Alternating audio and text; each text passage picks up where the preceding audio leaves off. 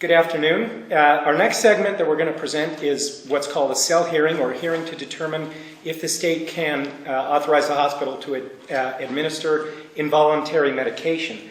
We're only going to show you part of the issues, but there are a number of them that you should look at when you're holding the real hearings. The first is that you have to define a serious offense, and there's no set rule on that. You could look at the right to a jury trial. You could look at the standard sentencing range if you're in a state that has a standard sentencing range system. You could look at the maximum possible punishment, whether you're in an indeterminate sentencing or a sentencing guideline.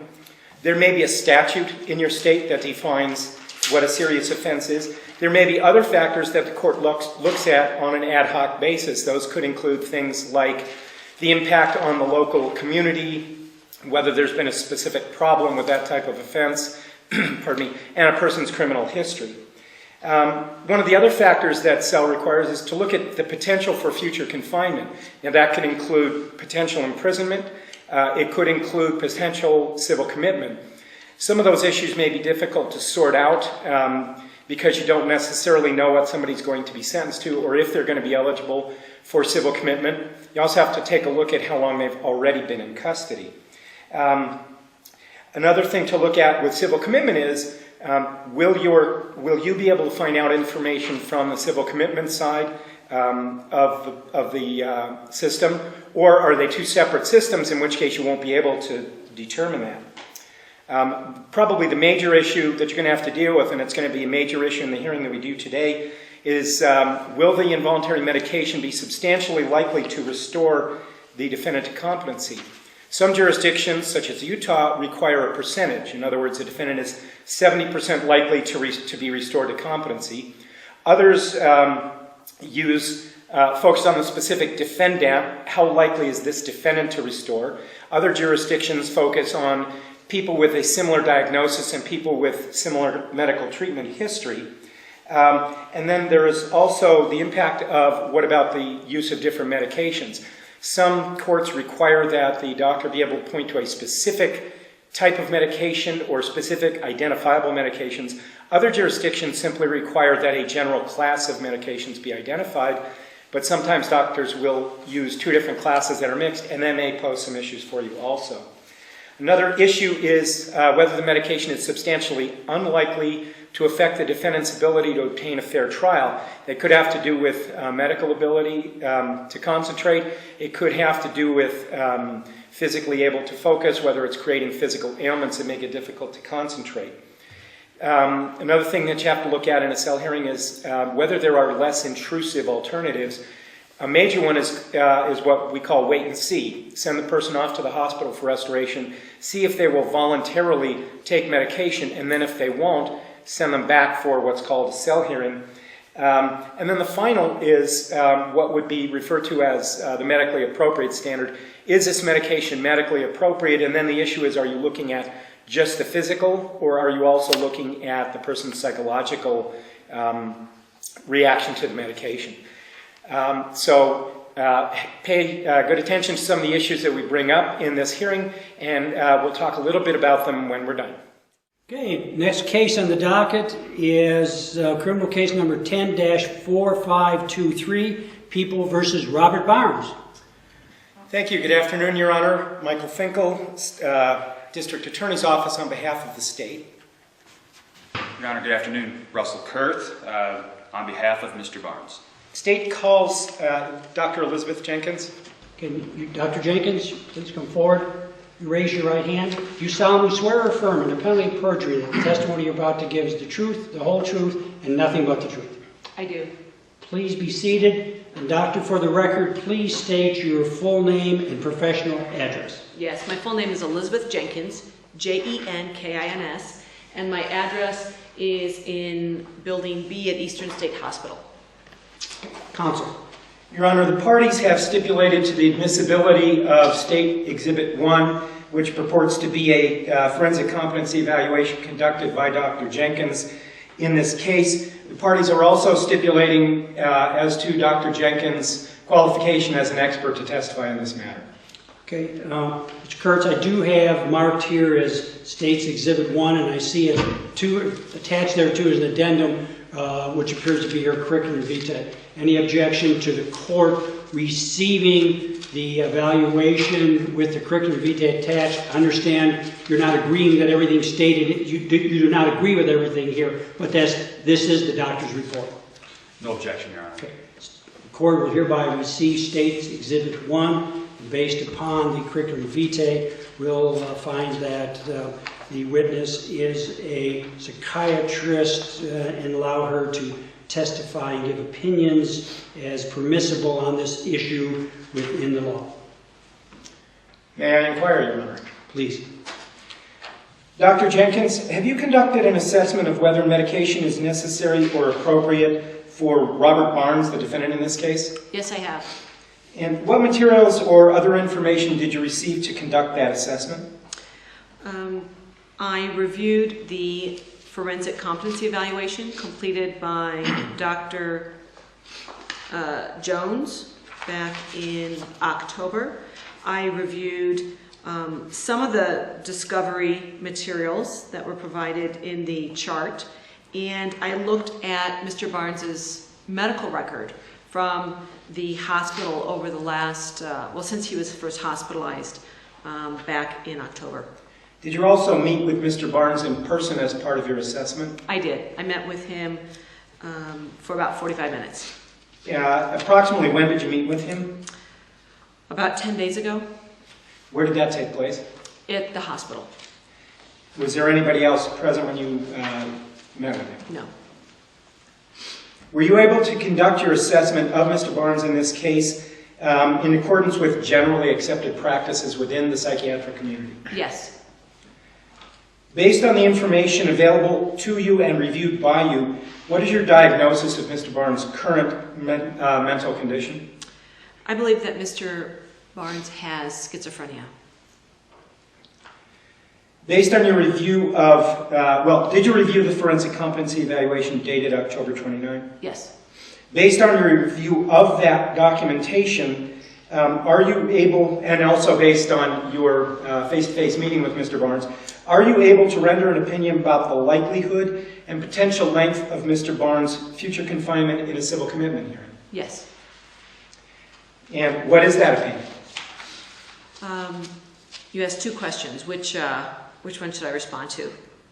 Well, eventually both of them. One is, are you able to render an opinion about the likelihood that Mr. Barnes will be civilly committed in the future? Okay, so I believe that Mr. Barnes has had the type of difficulties that would lead to future civil commitment. Are you able to form an opinion about the likely length of that civil commitment? It's very much dependent on whether or not he would be accepting of medications. Without medication treatment, it could be a very long period of time.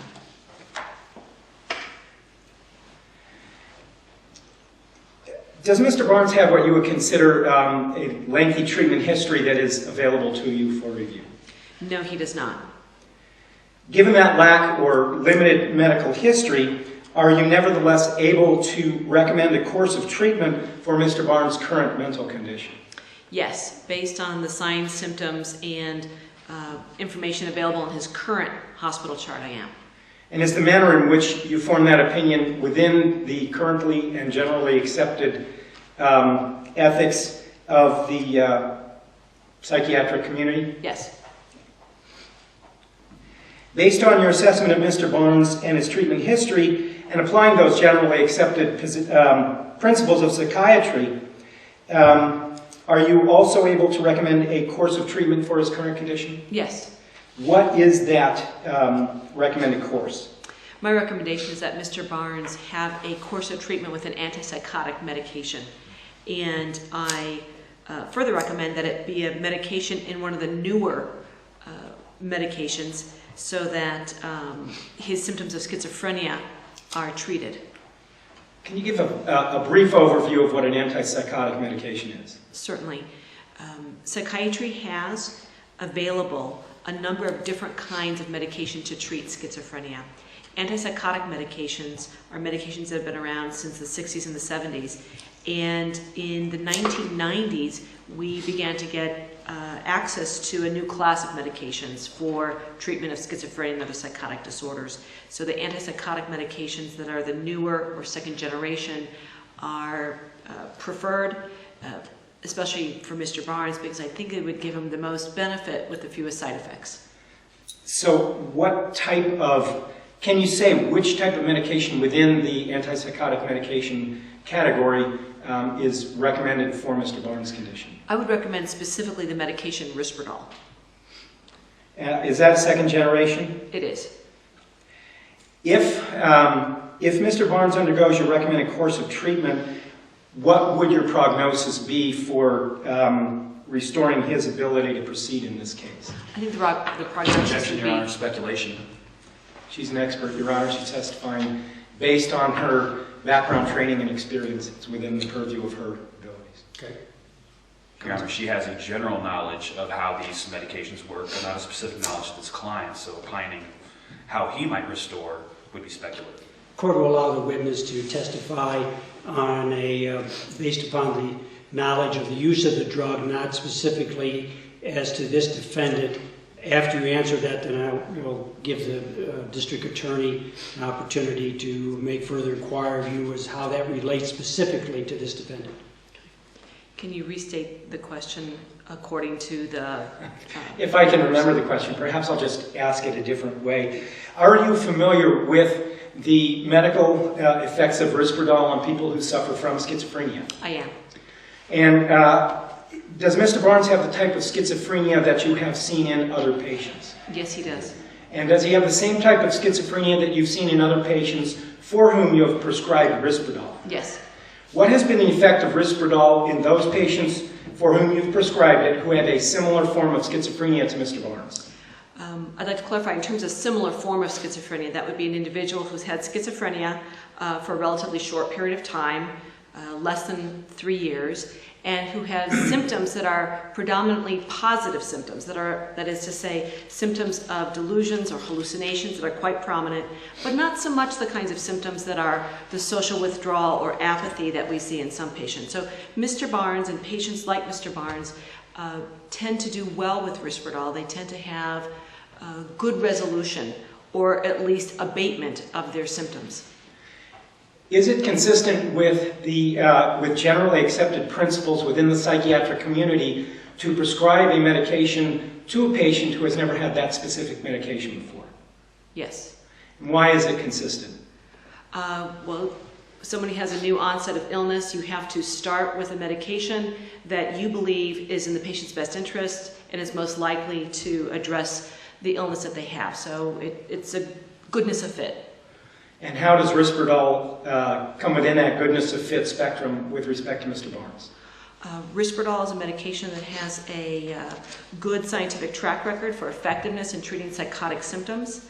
It also has a record of having some side effects, but not quite the degree of side effects that we see with other medications.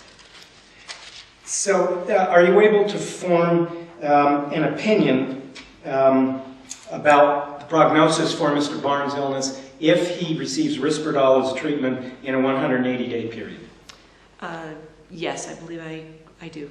And what is that? I believe he has a good prognosis for treatment response that would allow him to be competent within that time period. Would it be fair to say that your opinion is based on a reasonable medical certainty? Yes. You mentioned side effects briefly. Are there potential negative side effects of Risperdal? Yes, there are. Can you describe them? I will describe some of the side effects that happen in the short term, and then I'll describe some side effects that happen with longer term exposure to the medication. In the short term, side effects that I'd be most concerned about would be muscle cramping, especially in a younger man with no previous exposure to medication, so I'd be concerned about that. It might make him sleepy. And in the longer term, I would be concerned that Risperdal would have a negative effect in terms of endocrine function, that sometimes it affects someone's endocrine system. Their reproductive hormones sometimes are altered by the Risperdal medication, and people can have side effects as a result of that. Okay. You talked short-term and long-term. Could you Could you put actual timeframes on those? Sure. Short term, those are side effects someone may have within hours or a day or two of first having the medication. And long term would be Weeks to months, for onset? correct. Is there anything that can be done to mitigate against the short-term side effects of Risperdal? The short-term side effect that I mentioned, the muscle cramping, yes, there's medications that we can use to control that very well. And There's another short-term side effect in the first few days. Some people get a feeling of restlessness. It's called akathisia. That's a little bit harder to treat, but often we can help that side effect either through reducing the dose or adding another medication. does that go away over time? Generally, we sort things out and it's controlled over time. With respect to the potential sleepiness, is there something that can be done to alleviate that over a short period of time? Usually that's just with dosing. We can alter the timing or the size of the dose that someone gets, and we try and work with the sleepiness in that way. In terms of the endocrine function, is there anything that can be done to alleviate that potential risk? Not really. What we do is we monitor closely, and if we see that those negative effects are happening, then we intervene, again, through dose reduction or sometimes discontinuation of the medication and trying something else. Okay, so that is something that you can detect, though. You can detect, yes. And it sounds like you could prevent. Is it permanent if they start having endocrine problems and you stop the medication? Most of the endocrine problems are reversible with stopping the medication. There's some controversy, though, that folks should be aware of, that Risperdal and all other medications in this class could affect someone's risk of having diabetes. That's a risk that is a long-term risk, and to date we don't have good information about whether or not that reverses over time or not. How long is long-term in that case? That is 6 months, 12 months, 2 years.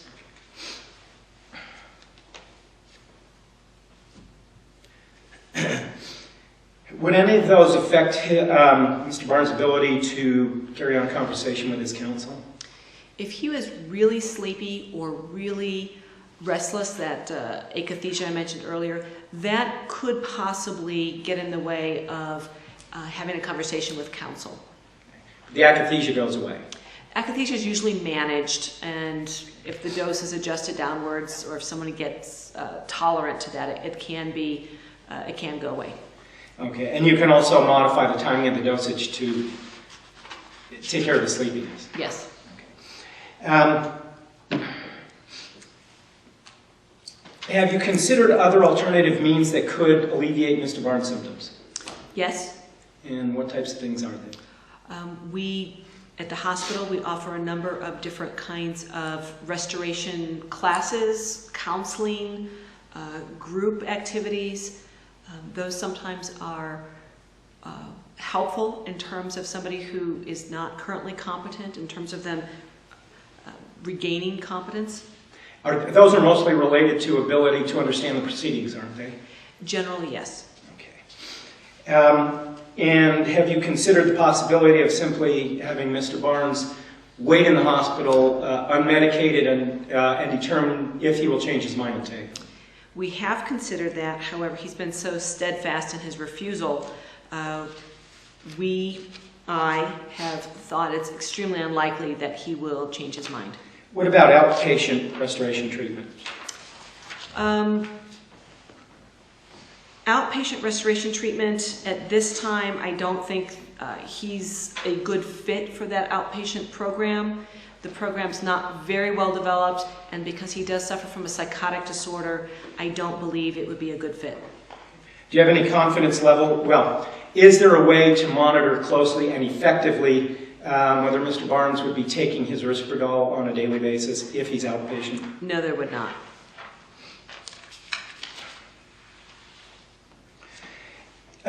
Do you have an opinion about whether treating Mr. Barnes with Risperdal would be in his best medical interest?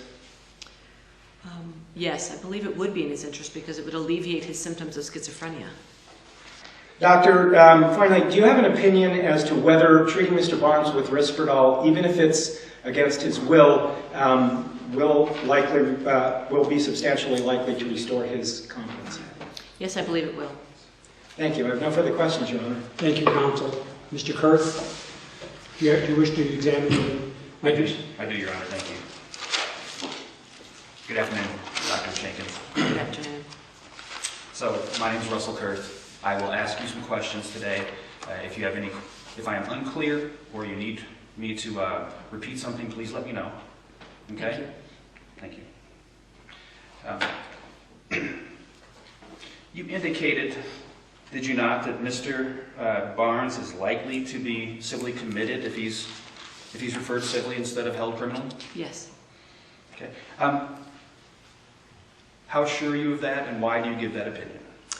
I am substantially confident of that, and I give that opinion because his behaviors, as documented in the discovery materials, suggest that he is threatening someone in the community. So based on those threats that have taken various forms that were documented in police reports, I believe that he would be found to be a risk towards others in the community and therefore subject to civil commitment. Would you be making that determination? No, that would go to a different evaluator. Thank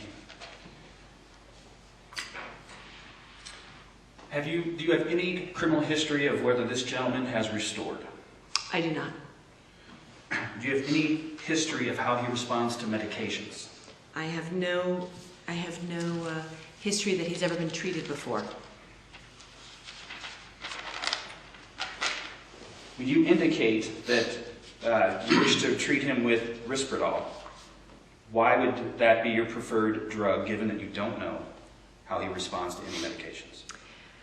The art and science of psychiatry is such that we accept some trial and error in medication choices. In order to minimize the error part of trial and error, we look at the individual, what other medical problems they have, what treatment history they have, and then we try and find a medication that's got a good track record for clinical effectiveness and is unlikely to give that person any problems or to worsen any existing problems. Based on the entire record that's available to me, Risperdal appears to be the best fit. Okay. You mentioned side effects. They can be fairly severe for clients, yes? They can, yes. Okay. And at this point, we don't know how those side effects will play out in Mr. Barnes' case. That's true. And to treat those side effects, we have to then give other drugs to try to counter them. At times, yes. Yes. If the medication that you are recommending did not work, what other medication would you go to? There's a number of other medications in the same general class. If I had to give you a name, it would be a medication called Abilify.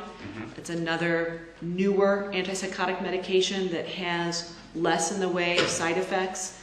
One side effect that I'm actively trying to avoid for Mr. Barnes is that of weight gain and lipid problems, because I feel like as a young man those would be particularly troublesome or burdensome to him. So that would be my second choice, because I think, like Risperdal, it has a minimum risk of that particular kind of problem.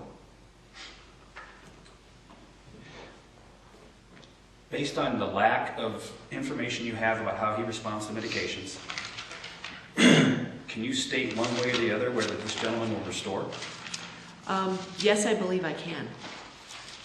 I believe that if he has an adequate trial of Risperdal, and that means adequate dose over an adequate period of time, that he is substantially likely to benefit from that medication with reduction or resolution of his psychotic symptoms and therefore be competent to stand trial.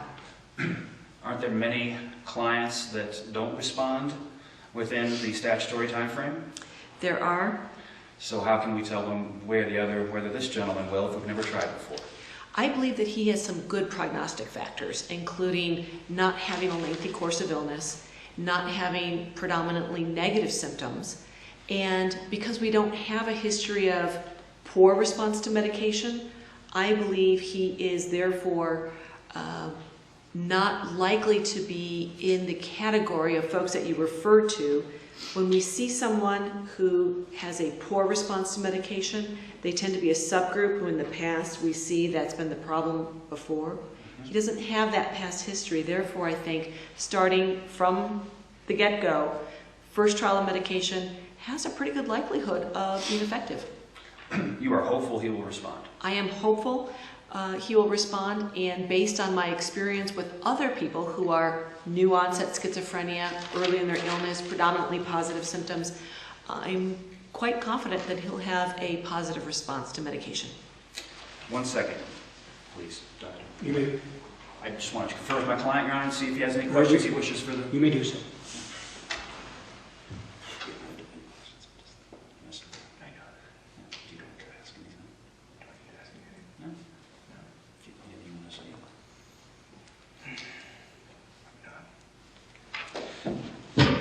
Your Honor, no further questions. Thank you, Doctor. Doctor, I just have one question very briefly. Are you aware, does the facility have Risperdal available to it, or that class, if the court were to make that finding? Yes, they do. They have it on their formulary. Okay. People wish to ask any further questions? I do, Your Honor, have one further question. Please. Doctor, would Mr. Barnes be better off with medication or without medication of the type you described? It's my opinion that he'd be better off with medication, that he would no longer be suffering the symptoms of schizophrenia. Thank you, Doctor. Mr. Kirk, further questions? No, Your Honor. May this witness be excused? Yes, Your Honor. Okay. Doctor, thank you for your testimony here. You're hereby excused. Thank you. People? Thank you, Your Honor. The test under U.S. v. Cell is clear and convincing. So the state must convince Your Honor by clear and convincing evidence that all of the factors have been met. We have already dealt with the factor of seriousness, so I will not go back over that. I will say, Your Honor, if I could have one moment.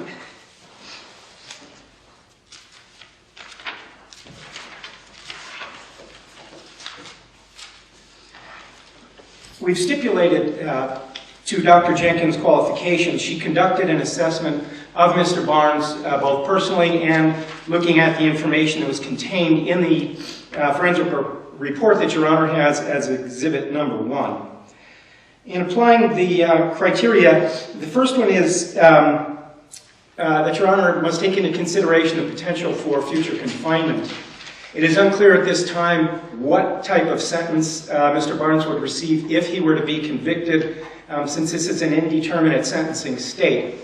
It is also worth noting, Your Honor, that Mr. Barnes has been in custody for was in jail for approximately 3 months before he was evaluated, and it's been a total of 6 months now.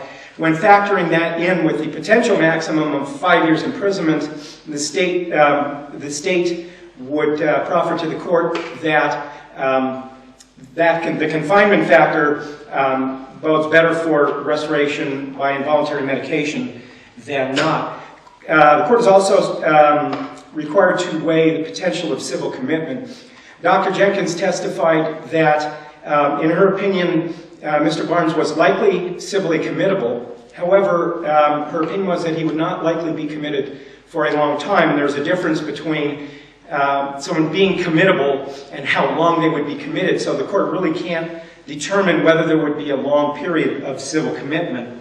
And based on that, the court would not have as good a reason to decline to authorize involuntary medication. In terms of treatment, Your Honor, Dr. Jenkins was able to suggest a specific medication that she would use, and that would be Risperdal. She was also able to indicate that there are other options available, including Abilify. The reason that it's important, Your Honor, is because the test is whether the defendant is substantially likely to be restored. And the law in this state is that the state must show the general category of medications. And Dr. Jenkins testified that Abilify and Risperdal are both antipsychotics, and they're both second-generation antipsychotics. So she has met that aspect of the case. She has also indicated that her opinion is that to a reasonable medical certainty, Mr. Barnes would be restored within the period that is allowed. The other part of that equation is whether Mr. Barnes is substantially unlikely to suffer side effects that would impact his ability to assist in his case. The short-term impacts would be cramps, and a few days waiting would alleviate the cramps, as would a change in the timing of the dosage. With respect to potential sleepiness, that also could be mitigated by modifying the timing of the dosage. With respect to Don't let them finish meds. Don't let them. Don't let them. Your Honor, my client's doing his best. Yeah. If you can have Mr. Mr. Barnes, Mr. Barnes, we'll have an opportunity. If you could just be seated for a few minutes. Thank you, Mr. Barnes. Counsel? Thank you, Your Honor. I was just about to speak to the long-term effects. I had just finished speaking to the short-term effects. The long-term effect could be difficulty with the endocrine system. I'm going to make a distinction for purposes of the substantially unlikely test. That is not likely to have an impact on Mr. Barnes' ability to speak with counsel. It may have some effects on the medically appropriate, which I will address in turn.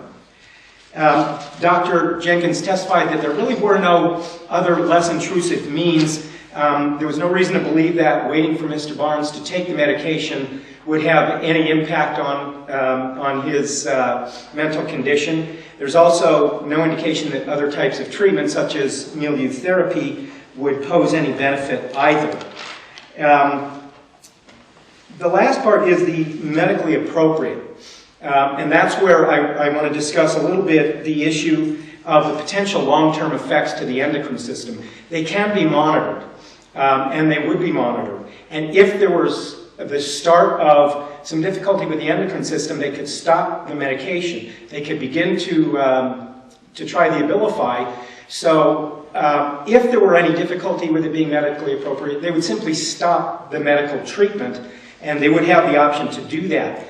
Having all that in mind, Dr. Jenkins testified on the very last question she was asked that in her opinion it was in Mr. Barnes' best medical interest that he be medicated with Risperdal, knowing all that she knows about the particular difficulties that may be associated with Risperdal. Thank you, Your Honor. Thank you. Mr. Kirk? Thank you, Your Honor. Mr. Barnes and I encourage the court to not find that the cell criteria met and to not forcibly medicate him. The first thing that the prosecutors brought up is that there's an important governmental interest. And my concern here is that this gentleman has already had his liberty deprived for 6 months. Now we're looking at further depriving his liberty and also going the next step of forcibly medicating him. Mr. Barnes does not wish to take medications. It goes against his belief system. I think the state would need a fairly serious governmental interest to force that on him. He has no criminal convictions in his history. So given the 6 months that he served, it is likely that a court would consider, if he were competent, that the time he served would be sufficient and release him to conditions in the community. Further on the government interest, the doctor testified that he is likely to be civilly committed. She said she's confident that he would be held. So if released from the criminal system, he would then be held in the civil system and treated there. Granted, those are involuntary medications there, but it would be done by the civil system that is then looking to try to stabilize him and put him into the community, instead of the criminal system continuing to deal with him. The next reason why we don't meet the cell criteria here is that he is not substantially likely to restore. The doctor is hopeful that this gentleman would restore in the time frame, but honestly, without any prior history of how this gentleman responds to medications, we cannot tell more likely one way or the other whether he will. We know that second-generation medications do show positive responses in people. I understand that, but I've had many clients who haven't restored in a year. Who's to say Mr. Barnes will? We won't know until we try. The government is in a catch-22, but that burden was set out by Cell itself. They have to show he is substantially likely, and without any history of how he restores criminally or responds to medications, I think their burden is a very difficult one to meet. We also know that by giving him these atypical antipsychotics that he will suffer side effects. You heard testimony from the doctor, and you've heard the prosecutor try to ameliorate that. But what you're hearing is that there can be long-term and short-term effects on the system by taking these. To the endocrine system, muscle cramping, getting sleepy, and not being able to focus. All of these things would then require additional medications to counteract them. I wonder why we would do that when this gentleman has already served the time that most people who were able to proceed. The Lord will help. The Lord will help. Hang in there, Mr. Barnes, and I will make sure that you get a chance to speak to the judge before he makes his ruling. I will certainly ask that. So, okay. It is really questionable whether we would go to that level when this gentleman has already served the time that were he able to proceed, a judge would likely sentence him to. In terms of other alternatives, there are other alternatives, Your Honor. If the court believes that it is appropriate to send this gentleman to restoration, community-based restoration is available in the state, and to say that we couldn't monitor his medications is incorrect. He could be assigned a case manager and a probation officer if necessary. He could be ordered to take daily medications and to have the people that are monitoring those report to the court. And if he weren't taking them, then he could be taken back in custody. There are ways other than depriving him of his liberty. Therefore, we ask you not, Mr. Barnes and I, not to find this gentleman in need of involuntary medications under the cell criteria. Thank you, counsel. Now, Mr. Barnes, I will give you an opportunity to make a brief statement. I understand through your counsel, he's set it forth very clearly that it is not, that it is your position that should not be made to take medication. If you wish to address that issue, you have the opportunity to do so. That's the only issue we're discussing here today. So if you wish to make a statement, please address that issue.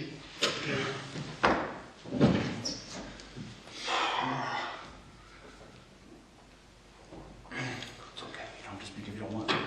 But you have the right. Yes. Okay. Yes. First of all, I want to thank you. I understand your role in this divine intervention. I want to thank the Lord for not having me be on these drugs to begin with. I do not believe I need these drugs. I have everything I need all around me. He's around me every day. I don't need these. So please help me. Please. Thank you, Mr. Barnes. Thank you, Your Honor. Thank you. Mr. Barnes, these are some of the most difficult decisions that anyone who is required to intervene and pass judgment that impacts another person. I understand your wishes that you are not placed on a medication. I further understand that being placed on medication is a very serious decision. My role here is based on the evidence that we've received and the applicable law to make determination by clear and convincing evidence. And the court will make the following findings, and they're all based upon clear and convincing evidence that is in the record. That, first of all, the court would find that, number one, without the intervention of the second-generation class of antipsychotic medication, in which Risperdal is one of those, that it is substantially unlikely that you will be restored to competency. Second, the court will find that the evidence clearly establishes that there is a real potential for future confinement, that without a change in your condition, that you would be either incarcerated under the criminal or civil commitment system. I am very concerned about the amount of time that you have already been held. And I think that that has demonstrated the futility that has occurred so far in being able to restore you to competency. The area that I know that you are concerned about, besides your belief, based upon your religious beliefs, that it is inappropriate, and your counsel has very well, argued in your behalf, is the adverse side effects. The court does find that while there is a likelihood there will be some side effects, that those side effects can be managed appropriately as long as the medication is administered in the appropriate setting. The court therefore finds that there is no less intrusive alternative other than to remand you to the hospital to be given the medication as described herein and will be spelled out in the court's order. I know you don't agree, but I do find that it is in your best interest in light of your medical condition. The court finds specifically that by utilizing the medication, we can address two really serious concerns. One is your competency, and then second is the underlying schizophrenia. And if we can address those two in the future, the appropriate resolution can be determined that will be in your best interest and will really set a course for a more positive future than what will exist without using this intervention. The court does find, as indicated, in light of your medical condition, application of the medication is medically appropriate. And lastly, as I've said, I do find, and there's no evidence otherwise, that there is no likelihood of restoration if we don't have this intervention. So it will be the court's decision that you are remanded to the custody sheriff and returned to the hospital, and therein the staff is authorized to administer the second generation class of antipsychotics in which Risperdal falls, and to take such other action as to mitigate the impact, and then upon restoration, but no longer than the time period provided by law, that you be returned to this court for future proceedings.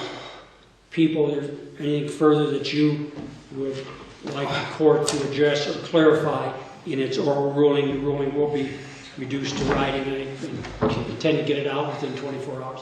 Thank you, Your Honor. Nothing further from the state. Mr. Kurth, anything further you would like for me to clarify in my findings? Your Honor, I understand the court's ruling. Mr. Barnes is having a very difficult time. We're doing our best to get through this hearing. I understand. Okay. Mr. Barnes, you're hereby remanded to the custody of sheriff, returned to the hospital. We'll stand in recess.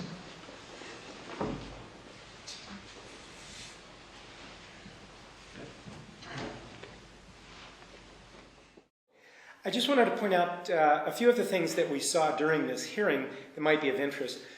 First of all, the burden of proof. That was the first thing we mentioned. There's no specific case on point, but generally it's considered to be clear and convincing evidence. Second, we assumed that the crime was serious. I talked earlier about what might go into that. For this purpose, we just assumed it. Next, and I think this is a very interesting issue, is how does future confinement fit in? Typically, if somebody has been in custody a long time, or if they are facing a long civil commitment, or they've been civilly committed and it's a simultaneous hearing, that militates against involuntary medication because they've already been in custody. You would be medicating the person to keep them in longer. In this case, there had been a very short period of time in custody, and the judge looked at that and determined that medicating the person would help them get through their case quicker and might actually result in less time in custody. So that's one where it went the other way. The civil commitment issue was also one to take a look at. Some jurisdictions, the same judge will do civil commitment as does a criminal case. In others, they wouldn't. In this case, the likelihood of civil commitment was high. The length of civil commitment was very hard to determine, and so that made it a difficult factor for the court. There was little or no treatment history on this particular defendant. Sometimes that happens, sometimes not. And as you saw from the cross-examination, the opinion can be attacked based on little or no treatment history because the doctor has to take generalized knowledge and apply it to a specific individual. One of the things on the side effects that can cut both ways, and hopefully it came through, is there may be a lot of negative side effects that don't impact someone's ability to work with their attorney. And that could be something like cramps or sleepiness that are short-term. They can be taken care of before the trial ever comes up. There are long-term impacts, such as the possible endocrine system effect. Those don't have any bearing on the ability to work with counsel, but they do come in when you get to the later issue of medically appropriate or in the defendant's best medical interest, and that's why it came up later, and why it was important to talk about the testing. Another interesting aspect is that a lot of the questions to the doctor dealt with to a reasonable medical certainty or within generally accepted principles within the psychiatric community. But the legal test is substantially likely, and how you translate one to the other can be a difficult and an interesting issue. And finally, the defendant spoke to the judge. He was given an opportunity to address the court. There's sort of an unspoken immunity agreement or immunity statute in effect, because if there were no immunity statute or no immunity agreement, the defendant could get up and admit to the crime or say a lot of other types of things that would be admissible if the case actually went to trial, and it would be unlikely that a defense attorney would put a client on the stand not knowing what the client would say unless there was some type of immunity agreement in place. Okay. If there's one thing that we hope you can take away from the mock hearing and some of what I've been saying is this. The Cell case sets out very clearly what the criteria are for involuntary medication. Unfortunately, the manner in which those criteria are applied are murky at best and may be very, very jurisdictionally specific. So if you have questions about that, feel free to contact the National Judicial College. Feel free to send questions to the National Judicial College. There may be some answers out there, there may not be. That's the nature of the game with the Cell case.